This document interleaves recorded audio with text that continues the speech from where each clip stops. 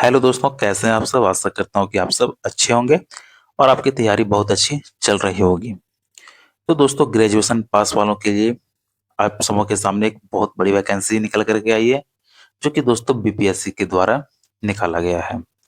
और एक ऐसा पोस्ट दोस्तों, ऐसा वैकेंसी जिसमें आप पदाधिकारी बनेंगे। ठीक है, आप ग्रेजुएशन पास होंगे और आप इस फॉर्म को भरेंगे। आप इसके सारे एग्जाम को क्वालिफाई कर जाएंगे तो इसमें आप जो है दोस्तों एक पदाधिकारी के पद पर नियुक्त होंगे और कार्यरत होंगे। तो हम लोग दोस्तों बीपीएससी की ओर से आई हुई एईडीओ भर्ती के बारे में बात करेंगे। एईडीओ क्या होता है, ठीक है, इसमें कितने टोटल पोस्ट हैं, क्या आपका एलिजिबिलिटी चाहिए, इसका सिलेक्शन प्रोसेस क्या रहने वाला है, इसका एग्जाम का सिलेबस क्या होगा, हम लोग सारा कुछ देखेंगे। ठीक है, और सारा कुछ देखने के बाद दोस्तों, आपको यदि इसके लिए एलिजिबल होंगे, आप पदाधिकारी बनने में इंटरेस्टेड हैं, तो फिर आप इस फॉर्म को जरूर भरेंगे, क्योंकि दोस्तों वैकेंसी काफी अच्छी है और काफी अच्छी संख्या में भी आई है। तो चलिए, अब हम लोग ज्यादा देर बातों को ना करते हुए डायरेक्ट हम लोग वैकेंसी की ओर आते हैं और वैकेंसी से रिलेटेड सारे पॉइंट्स को बहुत ही अच्छे से देखते हैं। और उम्मीद है कि आप सबको भी सारा पॉइंट्स अच्छे से समझ में आ जाएगा। तो यहाँ पे देख सकते हैं दोस्तों, सबसे पहले यहाँ पे बीपीएससी एईडीओ भर्ती 2025 बात करते हैं एईडीओ के बारे में। तो एईडीओ का हो जाता है assistant education development officer. Hindi में इसी को बात दोस्तों हिंदी में इसी को बात करें तो सहायक शिक्षा विकास पदाधिकारी होता है। ठीक है, बाकी अब दोस्तों इस वैकेंसी में हम लोग बात करेंगे टोटल पोस्ट कितना है, यानी कि कितने पदों पे बहाली आई है। तो दोस्तों ये जो वैकेंसी टोटल 935 पदों पे आई है। ठीक है, और ये जो दोस्तों बिहार की ओर से निकाली गई है, एक बात मैं आपको नहीं बता पाया था कि बीपीएससी यानी कि दोस्तों बिहार पब्लिक सर्विस कमीशन, ठीक है, ये बिहार सरकार की ओर से आई हुई वैकेंसी है। लेकिन दोस्तों आप यदि बिहार से हैं या फिर अलग स्टेट से हैं, तब भी आप इसमें फॉर्म भर सकते हैं। ठीक है, वहाँ के आप अगर लोकल निवासी हैं तो आप लोकल से भरेंगे, अन्यथा आप अदर स्टेट से भरेंगे, फिर भी आप वहाँ पर के जनरल में काउंट हो जाएंगे। ठीक है, तो चलिए यहाँ पे हम लोग टोटल पोस्ट को देखें, 935 है।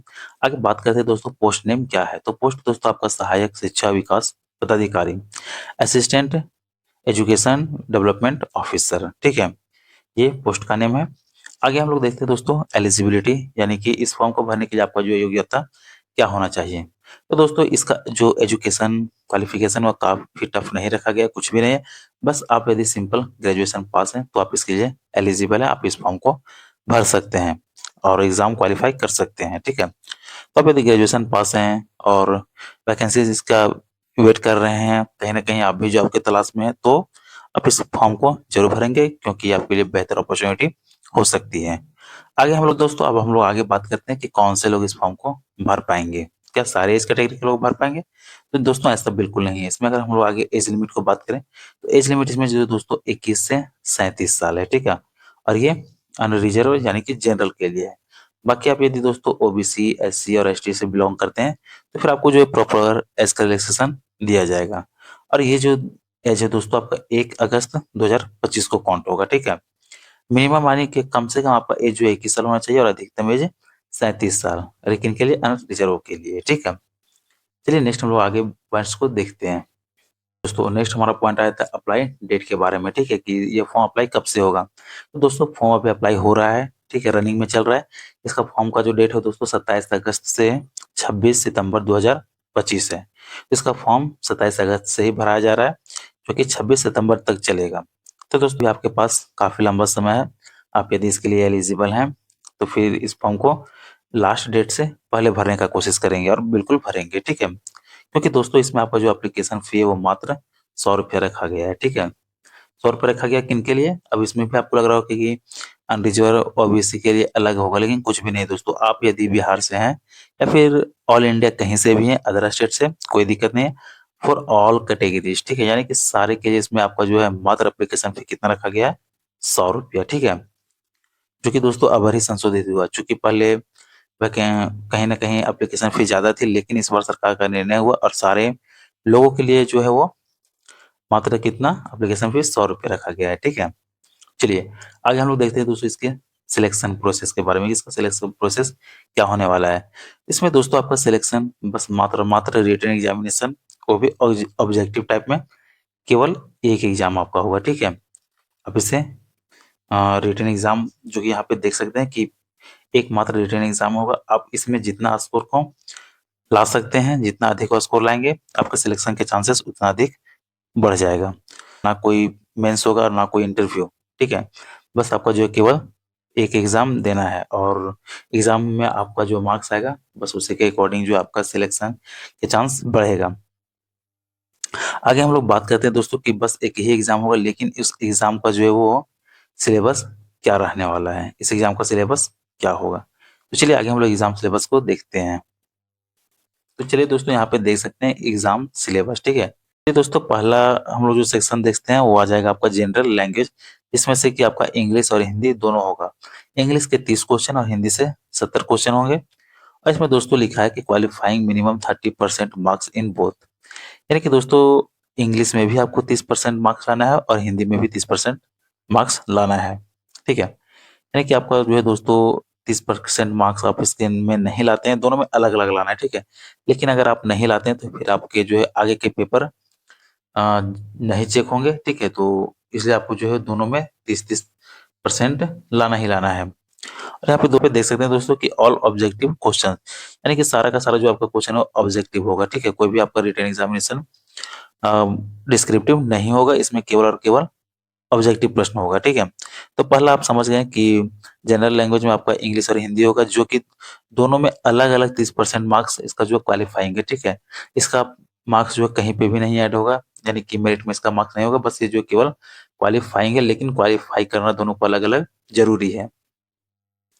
उम्मीद है कि समझ गए होंगे। नेक्स्ट हम लोग देखते हैं दूसरे सेक्शन को, ठीक है। दूसरा चैप्टर यहाँ पे अगर हम लोग बात करते हैं इसके लिए, तो इसमें आपको जो टोटल 100 नंबर का होगा, यानी कि एक क्वेश्चन 1 नंबर का होगा। 100 नंबर समय जो है दोस्तों आपको 2 घंटा दिया जाएगा, ठीक है। समय अलग अलग है, तो जनरल लैंग्वेज का जो समय 2 घंटा दिया जाएगा और टोटल नंबर कितना हो जाएगा 100 मार्क्स का। दूसरा में हम लोग देख रहे थे जनरल स्टडीज का, ठीक है। तो जनरल स्टडीज में दोस्तों आपका टोटल 100 प्रश्न होगा, जो कि ये भी 100 नंबर का होगा और इसमें भी आपको जो समय 2 घंटा का ही दिया जाएगा। यहाँ पे दोस्तों ये क्वालिफाइंग था, लेकिन ये जो आपका मेरिट बनाने का काम करेगा, इससे आपका मेरिट बनेगा। तो आपको जनरल स्टडीज में जितना अधिक मार्क लाएंगे बेनिफिट आपको उतना अधिक मिलेगा। तो दूसरा पेपर क्या था जनरल स्टडीज, जिसमें आपको दोस्तों 100 प्रश्न 100 नंबर के और समय 2 घंटा मिलेगा। नेक्स्ट हम लोग आगे देख लेते हैं, ठीक है। कि आगे यहाँ पे जो है दोस्तों तीसरा में देखें तो तीसरा सब्जेक्ट क्या है जनरल एप्टीट्यूड। जनरल एप्टीट्यूड में दोस्तों आपके क्या क्या आ जाएंगे, तो मैथ्स रीजनिंग ये सब सारा कुछ आ जाएगा इसमें, ठीक है। मैथ्स रीजनिंग सारा कुछ होगा इसमें जो दोस्तों, इसमें भी आपके 100 क्वेश्चन होंगे और 100 नंबर के, इसके लिए भी आपको समय का हुआ 2 घंटा ही दिया जाएगा। तो कुल देख सकते हैं कि 2 घंटा इसमें 2 घंटा इसमें 2 घंटा इसमें आपका 6 घंटा का एग्जाम होगा। और पहला का ये जो है दोस्तों आपका लैंग्वेज पेपर, ये तो केवल क्वालिफाइंग है, लेकिन इंग्लिश में भी 30% और हिंदी में भी 30% लाना है। यानी कि इंग्लिश का आप 9 प्रश्न सही करते हैं तो आप पास हो जाते हैं, और हिंदी के 21 प्रश्न सही करते हैं तो आप इसमें क्वालिफाई हो जाते हैं, जो कि केवल क्वालिफाइंग है। लेकिन इंग्लिश में 9 और हिंदी में 21 प्रश्न सही करना कंपलसरी है, ठीक है। जनरल स्टडी में दोस्तों 100 क्वेश्चन है 100 मार्क्स का, इसमें भी आपको समय 2 घंटा मिलेगा। और जनरल एप्टीट्यूड में 100 क्वेश्चन 100 नंबर का, इसमें भी समय 2 घंटा का। तो आप ये जो 2 पेपर देख रहे हैं, ठीक है, जनरल स्टडीज और जनरल एप्टीट्यूड, ये आपके मेरिट बनाने का काम करेंगे, ठीक है। मेरिट आपका इसी पे बनेगा। तो आप जनरल स्टडीज और जनरल एप्टीट्यूड में जितना अधिक फोकस करेंगे आपको बेनिफिट उतना अधिक मिलेगा। इसलिए दोस्तों आपको ये दोनों सब्जेक्ट को अच्छे से पढ़ना है। आगे लिखा है दोस्तों नोट 1/3 यानी 1/3 नेगेटिव मार्किंग। इसमें दोस्तों आपकी नेगेटिव मार्किंग पर रहने वाली है कितना, तो 1/3 का, ठीक है। 1/3 की नेगेटिव मार्किंग होगी, यानी कि एक प्रश्न जो है 1 नंबर का होगा, लेकिन नेगेटिव मार्किंग 1/3 की है। तो प्रश्नों को उसी प्रकार से आपको सॉल्व करना है, यानी कि इस देखते हुए कि ये जो है नेगेटिव मार्किंग इसमें भी है। तो तो दोस्तों यहाँ तक हम लोग वैकेंसी से रिलेटेड सारे पॉइंट्स को देख लिए, और उम्मीद है कि आपको भी सारा पॉइंट्स अच्छे से समझ में आ गया होगा। अगर इसके बावजूद भी आपके पास कोई डाउट रहता है तो आप कमेंट जरूर करेंगे। और यदि वीडियो अच्छा लगा हो तो इस वीडियो को लाइक कर अपने दोस्तों में जरूर शेयर करें, ताकि उन सबों को भी ये जानकारी मिल सके। और दोस्तों यदि वीडियो आप लोगों को अच्छा लगता हो तो आप हमारे चैनल को सब्सक्राइब कर हमसे जुड़ सकते हैं और ऐसे ही नए नए वैकेंसीज की जानकारी पा सकते हैं।